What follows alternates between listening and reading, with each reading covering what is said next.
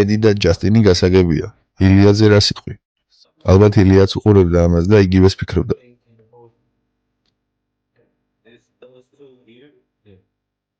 ეს ორი მაგიდის ქვეშაა. ილია კიდე მაგიდაზე. ძალიან დიდი სხვაობაა. გეიჯის თოფურიას წინააღმდეგ დაყენებას აზრი საერთოდ არ აქვს. ეს უბრალოდ დროის ფლანგვაა. ჩემი დროის.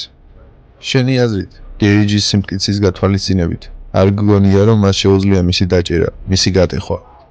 არა, რანაირად. გეიჯი მჭიდაობა არ იცის.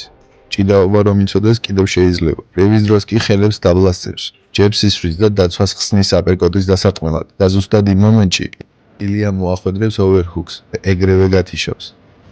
გეიჯის ნიკაპი აღარ უარგა. პედიც კი მსუბუქად შეეხო და მაშინვე ფეხები აუკანკალდა, ბარბაცებდა.